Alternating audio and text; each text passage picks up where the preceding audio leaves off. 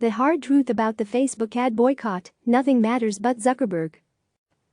For years, Facebook, FB, has been viewed as one of the only truly indispensable digital advertising platforms for big and small businesses looking to reach the social network's vast audience. Even as the company lurched from one controversy to the next and endured viral hashtags calling for users to delete the app, its advertising machine kept churning out money, making Facebook seem all but unstoppable. But in recent days, Facebook has looked a little less invincible. The social network is confronting a new pressure campaign from advertisers unlike anything in its recent history.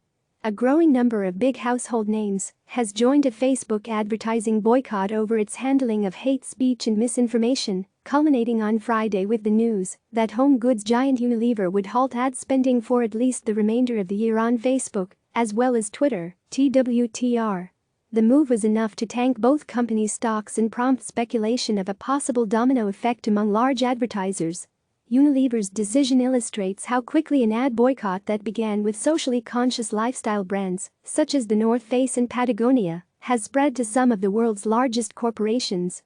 The Number Stop had a for-profit campaign, which launched in the wake of Facebook's decision not to take action on incendiary posts from President Donald Trump, is now a force Facebook cannot ignore. In the past week, the company held a conference call to tell marketers it's working to close a trust deficit.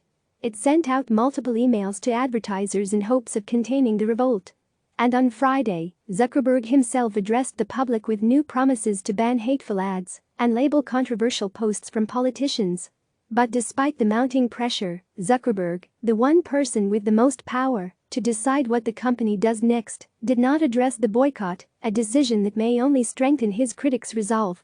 Zuckerberg's address was 11 minutes of wasted opportunity to commit to change, tweeted Rashad Robinson, president of the civil rights group Color of Change, one of the boycott's organizers. In the week since Facebook decided not to take action on a series of controversial Trump posts, including one during the racial justice protests that said looting would lead to shooting, the company and its CEO have faced pushback from employees, politicians and even scientists backed by Zuckerberg's philanthropic organization. But more than any of these other protests, the advertiser boycott could pose a deeper threat to Facebook and its core business.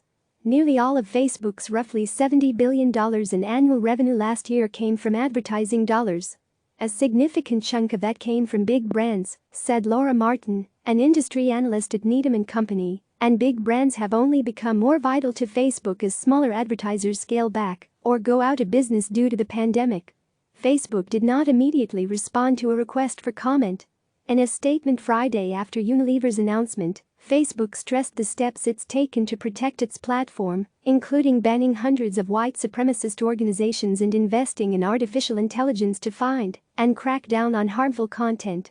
We invest billions of dollars each year to keep our community safe and continuously work with outside experts to review and update our policies, said company spokesman Andy Stone. We know we have more work to do, and we'll continue to work with civil rights groups, GARM, and other experts to develop even more tools, technology, and policies to continue this fight. Facebook may be vulnerable, but Zuckerberg is not. As each new company lends its weight to the boycott, the economic pressure is growing on Facebook to change, somehow. The campaign carries echoes of a similar advertiser rebellion against YouTube in 2017. Then, as now, major household names announced one by one that they would reject YouTube's platform over concerns that its algorithms were placing ads beside hate speech.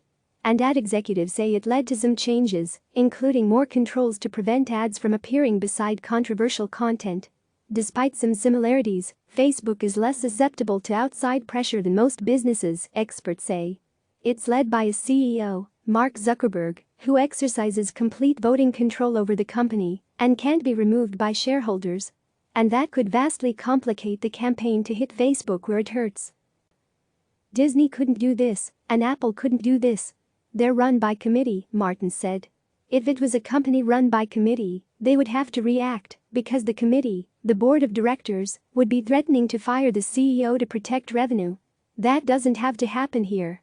Indeed, Facebook appeared to strike a defiant tone earlier in the week. We do not make policy changes tied to revenue pressure, Carolyn Everson, Facebook vice president of Global Business Group, wrote in an email to advertisers this week obtained by CNN. We set our policies based on principles rather than business interests. Whether the boycott will even have a measurable impact on Facebook's bottom line still remains very hazy. That's partly due to the number of participating brands, the timing of the campaign, and ambient factors such as the pandemic that may make it challenging to link any potential dip in Facebook revenue directly to the boycott. Additionally, there are few alternatives in reaching audiences the size Facebook can offer, along with a nearly unmatched data trove for ad targeting. The earliest any impact could become apparent will be when the company reports its third quarter earnings results this fall. Of the companies that have joined the boycott so far, only 3, Unilever, Verizon and the outdoor equipment retailer Ray, rank among the top 100 advertisers on Facebook, according to data compiled by Pathmatics, a marketing intelligence firm.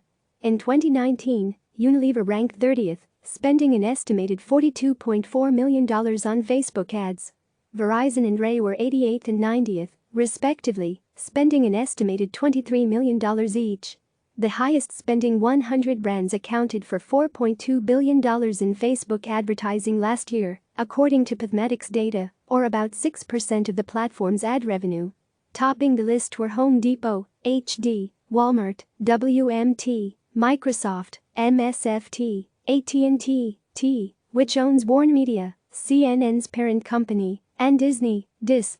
Much of the rest of Facebook's ad revenue comes from small and medium-sized businesses, ad executives say.